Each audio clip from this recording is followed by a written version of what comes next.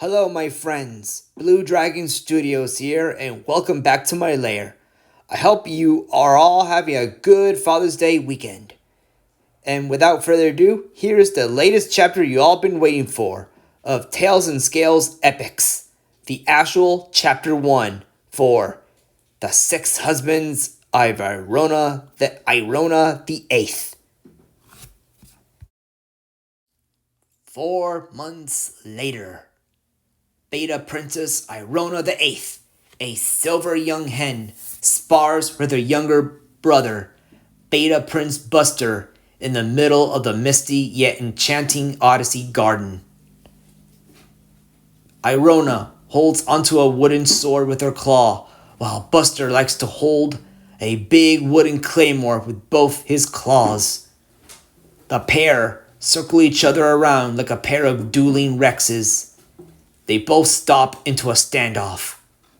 Splashing sounds of a nearby fountain echoes, wisps flying around the branches of the garden. Both Irona and Buster have their eyes glued on each other with determination, waiting for the first move. With her blue eyes, she scans Buster for any signs of bluff, from his upkept black mane, blue eyes and black bush tail slowly moving side to side. Irona cannot spot even one, yet keeps her cool. The pair sprints for the charge. Irona goes on a pairing spree with Buster, bash after bash, tap after tap. Irona uses her purple bush tail to whip Buster's legs and trips him down off guard, landing on his back. Taking her chance, Irona makes a small jump to pin him on the ground and points the tip of her wooden sword right at his neck. Huh, looks like I win again, little brother, Irona smugly states as she brushes her semi-long yet bushy purple mane, not taking her eyes off her opponent. A true warrior knows to never take one's eyes off the one who is downed. With a groan, Buster replies, "No fair tripping me with your tail like that. I thought we were supposed to practice with our wooden weapons." A raptor warrior must learn to use any of her weapons at her disposal, Irona states again with pride as she hops off Buster and helps him back up on his feet. It is called having a good strategy. Show off. Buster playfully nudges, making Irona nudge back. The brother and sister trot up to their garments being held by the drones to put them back on after their training session. A black scarf for Buster and a nice black cloak for Irona. Irona looks around and spots a statue of a female raptor ruler wearing a cape, a crown, and bracers holding a staff. On the plaque, it reads, Ultimar Nora, first Alpha Queen and second ruler of Third Avalonia. Irona walks up to the statue, admiring it. She has read many stories about alphas in the past, including the mysterious champion of First Avalonia. The one she is admiring is the one she would admire the most. You must really admire Nora, do you? Buster adds as he walks up beside Irona.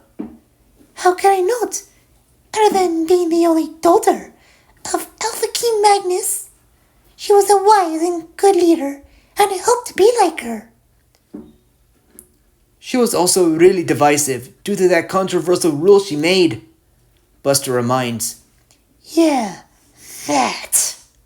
Irona frowns at that thought with a small growl, ashamed that a great leader such as Nora will be overshadowed by that one rule about taking eggs from families to build up the royal army.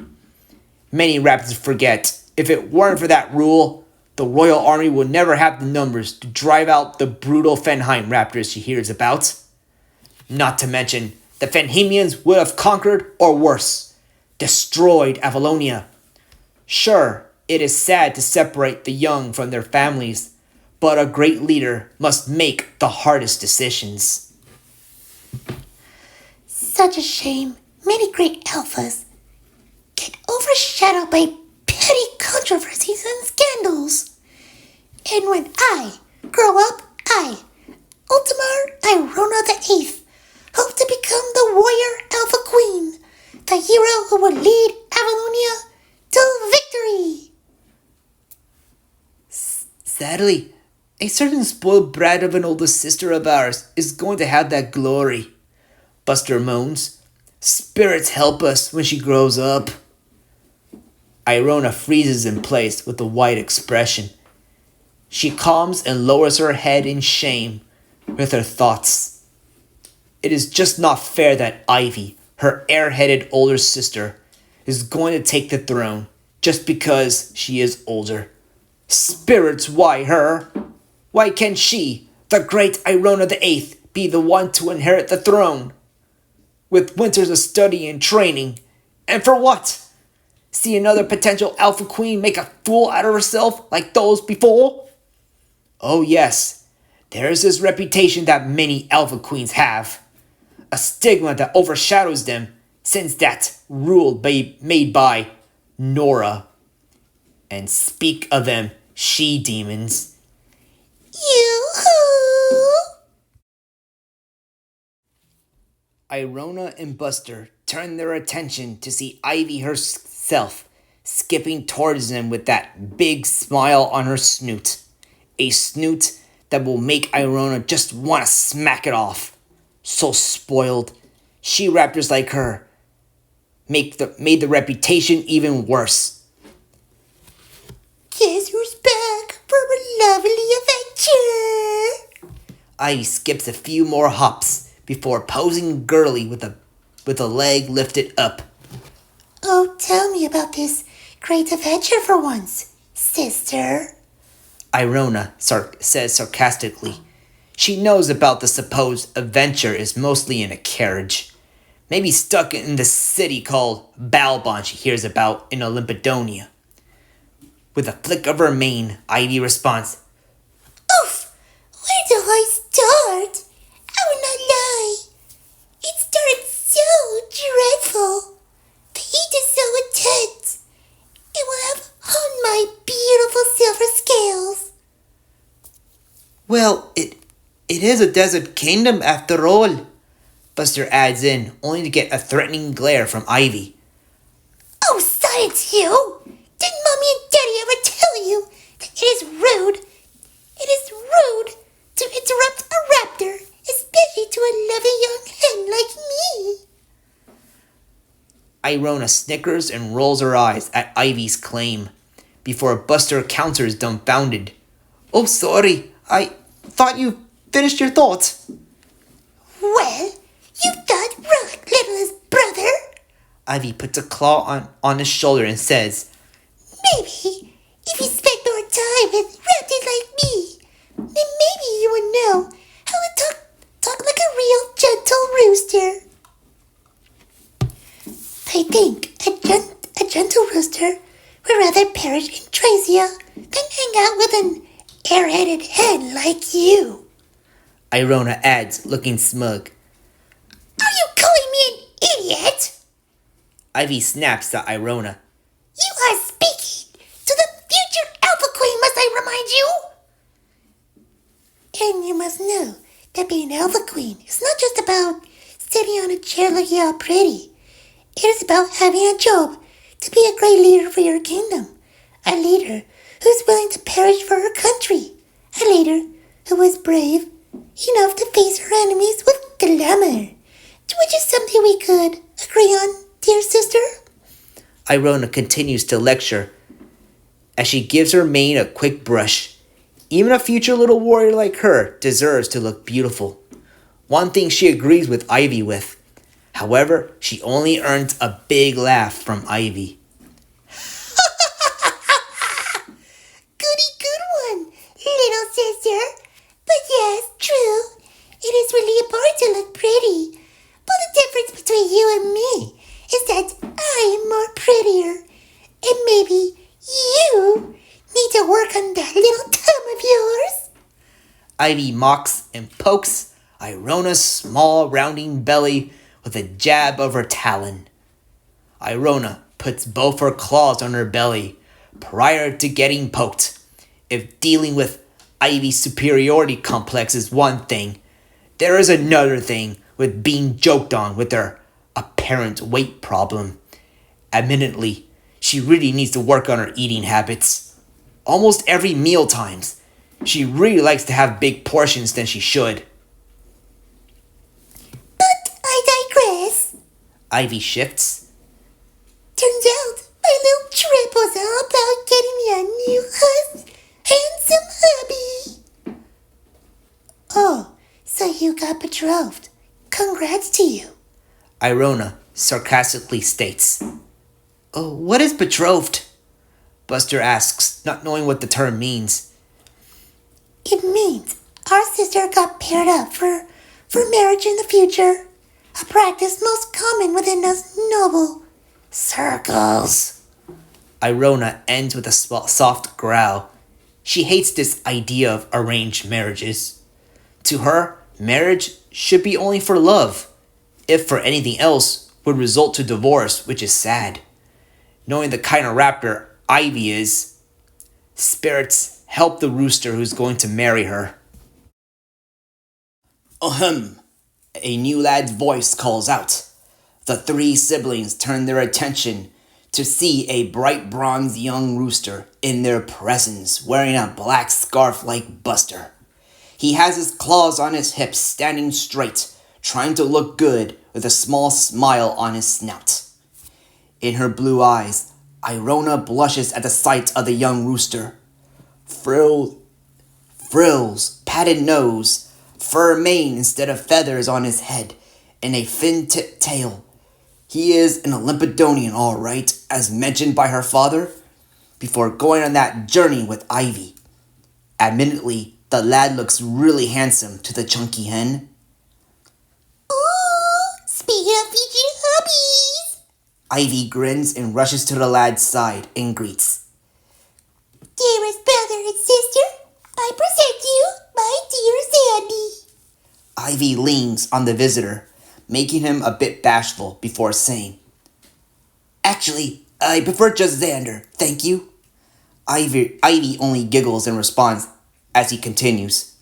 But yes, my name is Aegis Xander, Beta Prince of Limpodonia. Xander raises a claw to greet. Buster perks up at the guest's name. Xander, as in the name of the raptor who founded Olympodonia? And one of my many great-grandfathers who rebelled against the corrupted Avalonia at the time. No offense. Xander answers with uneasiness, waving his claws in front of him. None taken, sir. Buster replies, trotting forward and shakes claws with his southern counterpart. I'm Buster, Beta Prince of Avalonia. I have heard stories about your kingdom. I'm sure you have, Sir Buster, but so far I'm still getting used to your customs. Xander replies, gesturing his scarf to show his eagerness to fit into a whole new culture. He turns to the tranced Irona and smiles. Xander walks up to Irona and says, Ahem, to snap Irona back into reality, looking flustered. And you must be Irona, right? Xander greets as he takes one of Irona's claws and plants a kiss. And I say, you do look as lovely as Miss Ivy here. Irona blushes even more at the comment. Oh, you're too kind. And indeed I am.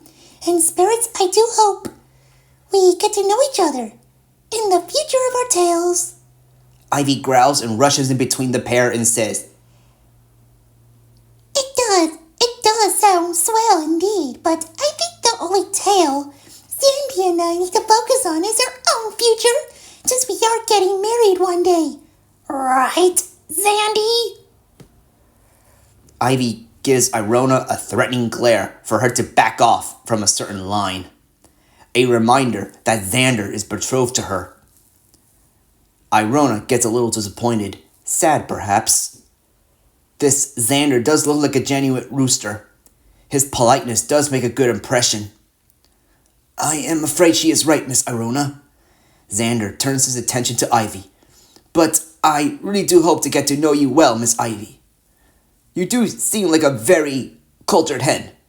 Irona snorts at that remark, while Buster nervously twiddles his thumbs.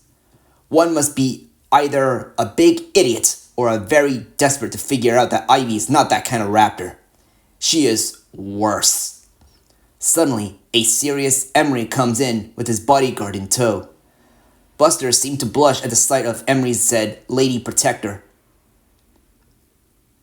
There you are, Emery speaks. Ivy, Xander, I need you two to come with me at once. For training, my lord? Xander guesses with a respectful bow, making Emery chuckle. No need for that, dear boy. You're going to be my son-in-law one day. But yes, I need you and Ivy to come with me to start your training. Oh, yes, Daddy! Ivy butts in. I can't wait to start with my training with my Zandy Poo! Ivy batters her lashes, making Xander bashful once again. Yes, indeed. Xander turns his head to Irona and Buster and says, It was a pleasure meeting you two. I hope we hang out more afterwards. With that, Xander joins with Ivy, following Emery and the bodyguard to a guest room where they will have their training. Irona can only sadly watch as Xander shares one more glance with her. At the following night, Irona is in her chambers trying to sleep. There are a lot of things she has in her head she could not just brush off. Her future, her dreams, and Xander. She lifts up her body, still sitting on her bed, surrounded by 2 wardrobes, a bookcase filled with her favorite books, ranging from romance and history. Painted posters on the walls of heroes of the past or old fairy tales. An Avalonian flag showing her loyalty to her kingdom. Potted plants, weapon replicas, and a glass tank containing a pet fish. Taking a breath, Irona decides to take a walk in the halls of the palace. In one particular hall, a hall with paintings of alpha kings and queens of the past, Irona finds herself trotting along with gloom on her face. She looks at each painting of a monarch, looking either heroic, fancy, serious, or something simply just plain weird. Like one painting of an alpha queen in a pose, looking like she is just full of herself. Irona makes a stop for that one. A silver raptor like all her family, for now, with a few colored differences. On the plaque of the frame reads, Alpha Queen Maida, the golden feather digger. Irona makes a depressing sigh at that one. One of the many alpha queens who only made the reputation of such lady leaders look horrible. Ivy is going to be one of them. Irona decides to continue her walk until she sees a familiar raptor awake like her. He also lacks the nobility scarf, just like her lack of her nobility cloak. The raptor in question is Xander. Why is he awake at this time of night? He seems to be admiring one of the many paintings of the hall. It is a painting of an alpha king, with an orange padded snout, with red eyes and mane. On the plaque of that frame reads, Alpha King Ignatius, the pyromancer. Despite being a bit nervous, Irona mustered her courage to approach the lone Olympidonian. Xander? Irona calls. Xander perks up and looks to see he is not alone. Lady Irona, I'm surprised you're still awake. I could say the same about you, Irona says, sounding a bit flirtatious. Xander makes a brief chuckle and adds, Well, let's say I'm very amazed with your kingdom's history. You like history? Irona questions, tilting her head like a curious owl. Xander looks back at the painting with admiration and replies, I do. Learning about heroes and leaders inspiring me to hopefully become one myself. But of course, the spirits seem to have other plans for me. That's strange. I thought Olympidonians don't depend on the spirits that much. Irona says with a raised brow. That is a misunderstanding, Xander claims. We do have our faith in the spirits. The idea is that we don't depend on them alone. It is true that we are a culture that brags about being enlightened, but we do believe in limits by respecting the moral laws. My old mentor back home would always tell me, being free and independent is a great blessing, but like many blessings, it can be abused. Just like how the old precursors abused the tool of wielding mist that brought the curse of evil into the world, right? That is very true.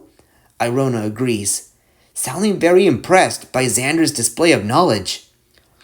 You seem to be a very intelligent for a young rooster your age.